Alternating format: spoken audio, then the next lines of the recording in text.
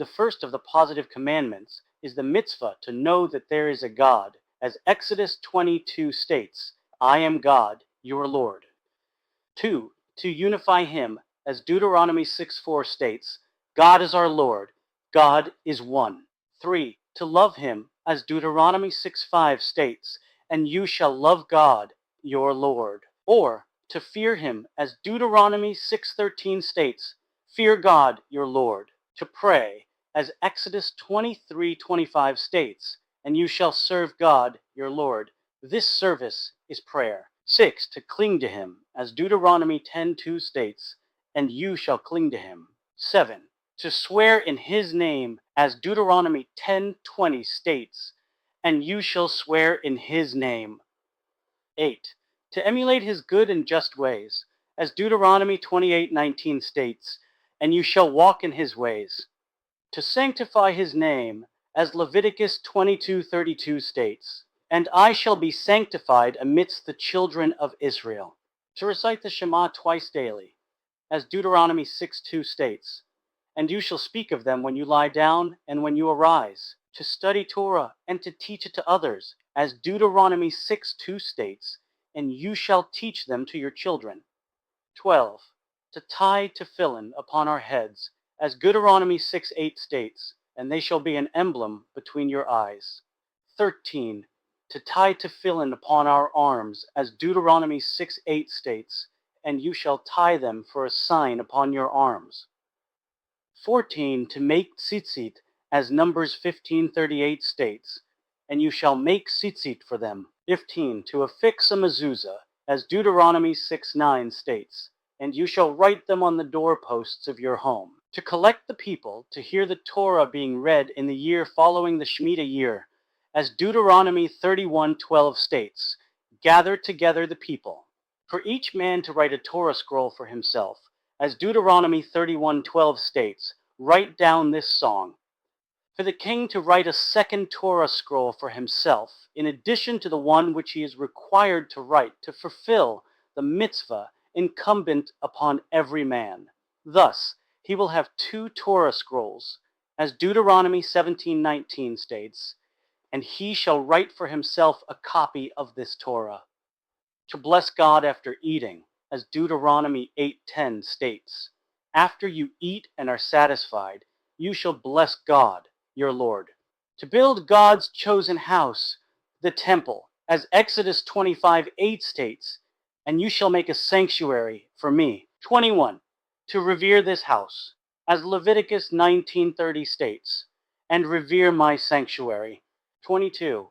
To keep watch over this house continuously, as Numbers 18:2-4 states, and you and your descendants before the tent of testimony, and they shall keep the watch. 23. For the Levites to serve in the sanctuary, as Numbers 18:23 states, and the Levites shall serve. 24.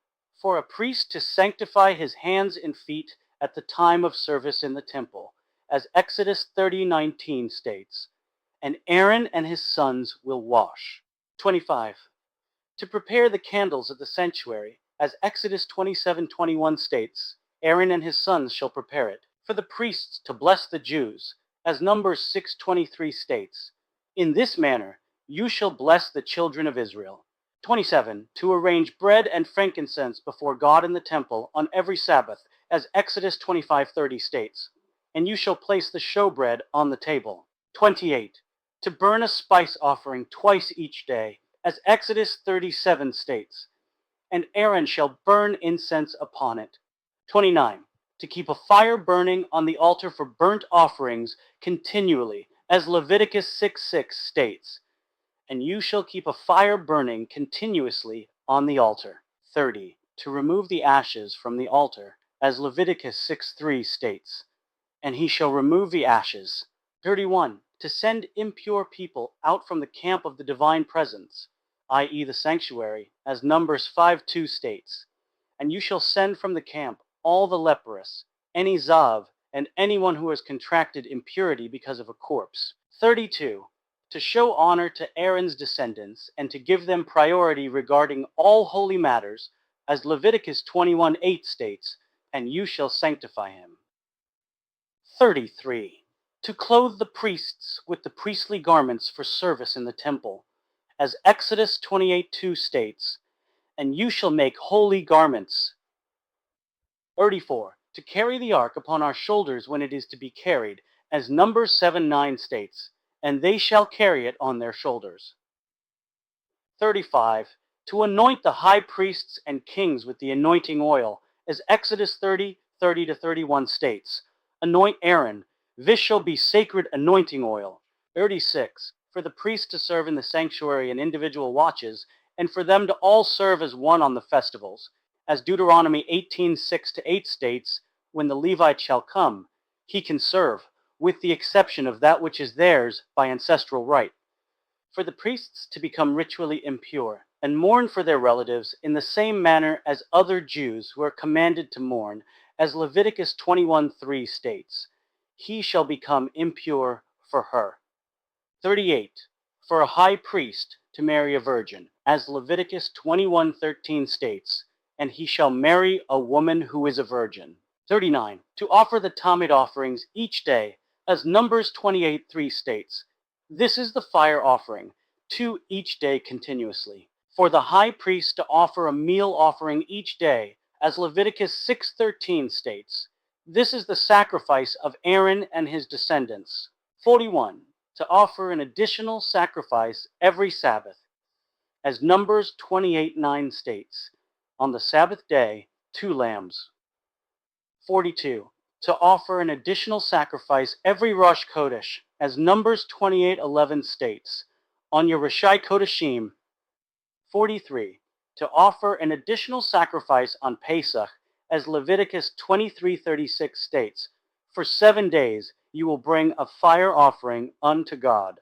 To bring the meal offering of the Omer on the day after the first day of Pesach, together with a single lamb, as Leviticus 23:10 states, and you shall bring the Omer. 45. To offer an additional sacrifice on Shavuot, as Numbers 28:26 states, on the day of the first fruits Bikurim. 46. To bring 2 loaves and the sacrifices which accompany the loaves on Shavuot, as Leviticus 23:17 states, from your dwellings bring bread as a wave offering, and you shall offer upon the bread ... 47. To offer an additional sacrifice on Rosh Hashanah, as Numbers 29:1 states, and in the 7th month, on the 1st of the month. To offer an additional sacrifice on the fast of Yom Kippur, as Numbers 29:7 states, on the 10th of the 7th month. 49. To carry out the service of the fast of Yom Kippur, as Leviticus 16:3 states, in this manner, Aaron will enter the inner sanctuary with a young bull. All the particulars of this service are stated in the parashah of Acharei Mat. 50. To offer an additional sacrifice on the holiday of Sukkot, as Numbers 29:13 states, and you shall present a burnt offering as a pleasing fragrance. 51. To offer an additional sacrifice on Shemini Atzeret, for it is a festival in its own right, as Numbers 29:35 states, and on the 8th day, to celebrate on the festivals, as Exodus 23:14 states, and you shall celebrate 3 festivals for me. 53. To appear before God in the temple on the festivals, as Deuteronomy 16:16 states, on 3 occasions during the year, all your males shall appear. 54. To rejoice on the festivals, as Deuteronomy 16:14 states, and you shall rejoice on your festivals. 55. To slaughter the paschal lamb, as Exodus 12:6 states, and the entire congregation shall slaughter it aside. 56. To eat the meat of the paschal sacrifice, roasted on the night of the 15th of Nisan, as Exodus 12:8 states, and they shall eat the meat, eth. 57. To offer the second paschal sacrifice, as Numbers 9:11 states, in the 2nd month, on the 14th of the month. 58. To eat the meat of the second paschal offering together with matzah and bitter herbs, as Numbers 9:11 states, and you shall eat it with matzah and bitter herbs. 59. To sound the trumpets when the sacrifices are offered, and in times of difficulty, as Numbers 10:10 states, and you shall sound the trumpets. 60. For all animals to be sacrificed after their 8th day of life, as Leviticus 22:27 states, and on the 8th day and afterwards. For all animal offerings to be unblemished, as Leviticus 22:21 states. When it is unblemished, it'll be desirable. 62. To salt all the sacrifices, as Leviticus 2:13 states. Offer salt on all your sacrifices. 63. The burnt offering, as Leviticus 1:3 states. If his is a burnt offering. 64. The sin offering, as Leviticus 6:18 states. These are the laws of the sin offering. 65. The guilt offering, as Leviticus 7:1 states. These are the laws of the guilt offering. 66. The peace offering, as Leviticus 7:11 states. These are the laws of the peace offering. 67. The meal offering, as Leviticus 2:1 states. When a person presents a meal offering, ... 68. For the high court to offer a sacrifice if it renders an erroneous decision, as Leviticus 4:13 states, if the entire congregation of Israel shall err. 69. For each individual to offer a sin offering if he unintentionally violates a negative commandment punishable by karet, as Leviticus 5:1 states, when a person sins. That for an individual to offer a sacrifice if he is in doubt whether or not he transgressed a prohibition, for which he would be liable for a sin offering, as Leviticus 5:17-18 states. If he does not know, he still bears responsibility, and he shall bring his guilt offering. This is referred to as the conditional guilt offering.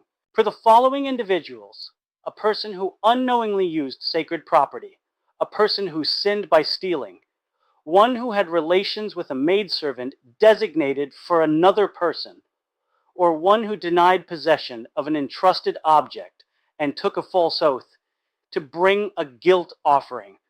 This is referred to as the unconditional guilt offering. 72. To offer the adjustable guilt offering as atonement for the violation of certain transgressions, as Leviticus 5:1-11 states, if his means are not sufficient, if his means do not suffice. 73. For a person to confess before God for any sin which he has committed.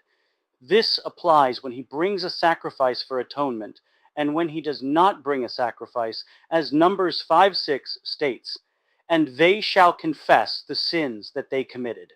For a Zav to offer a sacrifice when he becomes purified after his affliction, as Leviticus 15:13 states, when a Zav will become pure, ... 75. For a Zava to offer a sacrifice when she becomes purified after her affliction, as Leviticus 15:28 states, when she becomes pure from the condition of Zava. 76. For a person afflicted with Sarat to offer a sacrifice after he becomes purified, as Leviticus 14:1 states, on the 8th day he shall take. But 77. For a woman who gave birth to offer a sacrifice after she becomes purified, as Leviticus 12:6 states, and after the conclusion of her pure days. 78. To tithe one's herds, as Leviticus 27:32 states, and all the tithes of your cattle and sheep. 79. To sanctify the firstborn of a kosher animal and offer it as a sacrifice, as Deuteronomy 15:19 states, every firstling which shall be born. 80. To redeem firstborn sons, as Numbers 18:15 states, however, you must surely redeem firstborn humans. 81. To redeem a firstling donkey, as Exodus 34:20 states. Redeem a firstling donkey with a sheep. 82. To decapitate a firstling donkey which is not redeemed, as Exodus 34:20 states. If you do not redeem it, you must decapitate it. 83. For a person to bring all the sacrifices for which he is liable, be they obligatory or voluntary offerings, on the first pilgrimage festival that occurs, as Deuteronomy 12:5-6 states, and you shall come there, and you shall bring there. 84.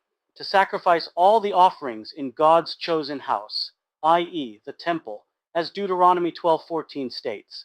There you will perform all that I command you. 85. To tend to all the offerings from the diaspora and bring them to Eretz Yisrael, to God's chosen house, i.e., the temple, as Deuteronomy chapter 12:26 states. Take the sacred offerings which you possess, and your pledges, and come to the place that God will choose. Based on the oral tradition, we have learned that this applies to sacred offerings from the diaspora. 86. To redeem sacred offerings that had become blemished, and thus have them to be permitted for mundane use, as Deuteronomy 12:15 states, but whenever you desire, you may slaughter. Based on the oral tradition, we have learned that this refers only to sacred offerings which have become disqualified and have been redeemed.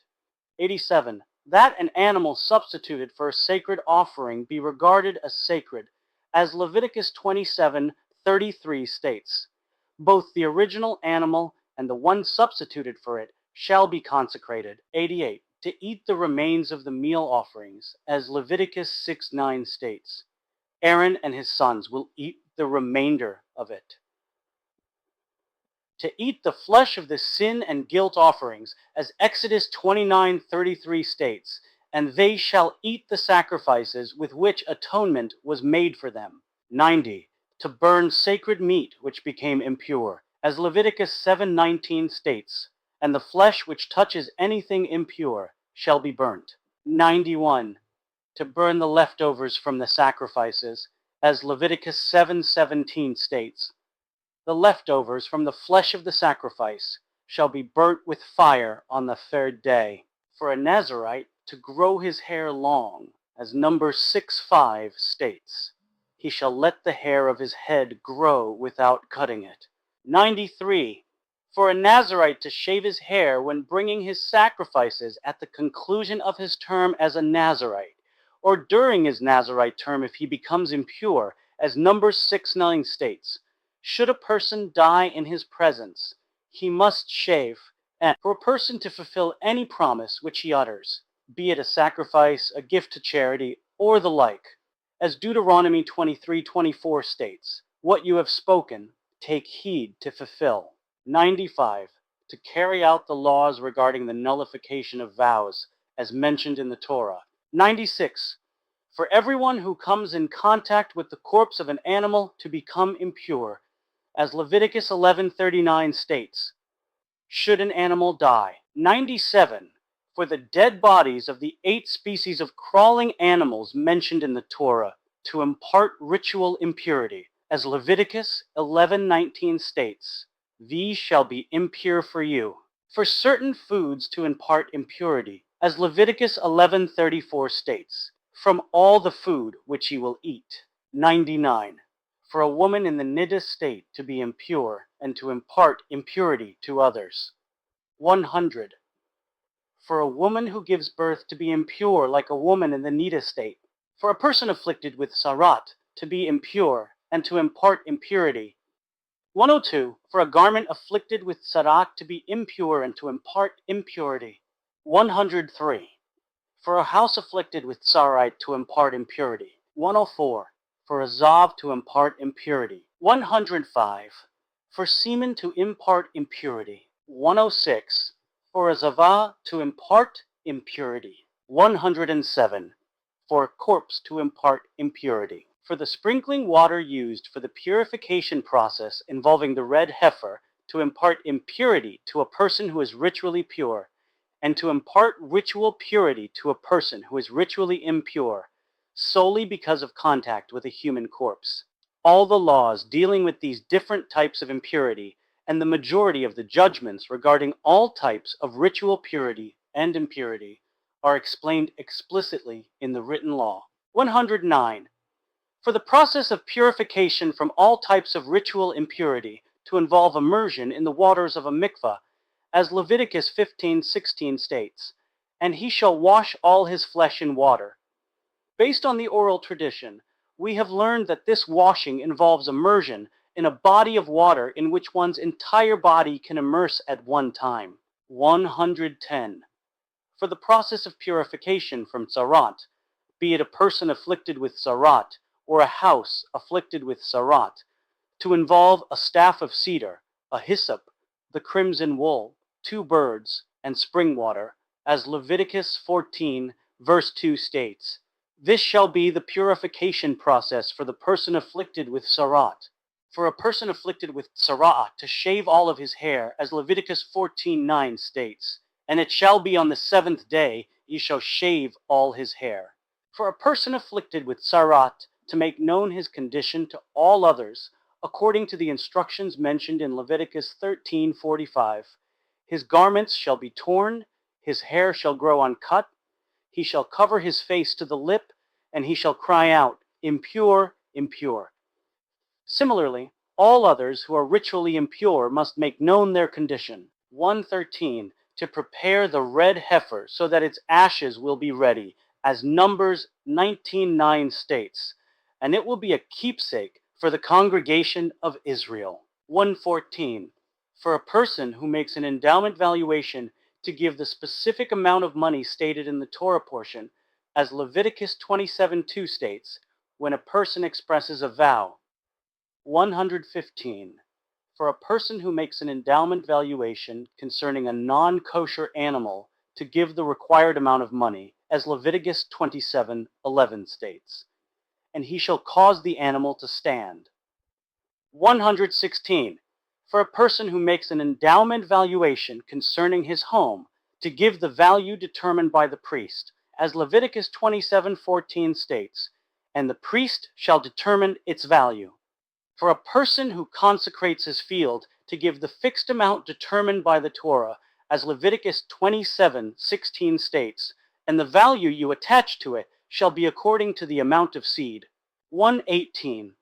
For a person who unintentionally makes use of a sacred object to make restitution for what he misused when sinning against God, and for him to add 1/5 of its value, as Leviticus 5:17 states, for that which he sinned, using something sacred, he shall pay. For the produce of the 4th year to be sacred, as Leviticus 19:24 states, its produce shall be sacred, an object of praise to God. 120. To leave Peah. 121.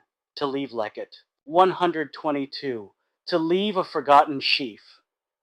123. To leave the incompletely formed grape clusters. 124.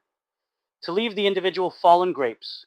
With regard to all these 5 mitzvot, Leviticus 19:10 states, leave them for the poor and the stranger.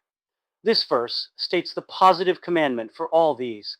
125. To bring the first fruits to God's chosen house, the temple, as Exodus 23:19 states, the first fruits of your land. 126. To separate the greater teruma and give it to the priest, as Deuteronomy 18:4 states, give him the first of your grain. 127. To separate a tithe of grain and give it to the Levites, as Leviticus 27:30 states, all the land's tithes. 128. To separate the second tithe so that it can be eaten by its owners in Jerusalem, as Deuteronomy 14:22 states, you shall surely tithe. According to the oral tradition, we learn that this refers to the second tithe. 129. For the Levites to separate a tenth from the tenth which they took from the Israelites, and give it to the priests, as Numbers 18:27 states, speak to the Levites. 130.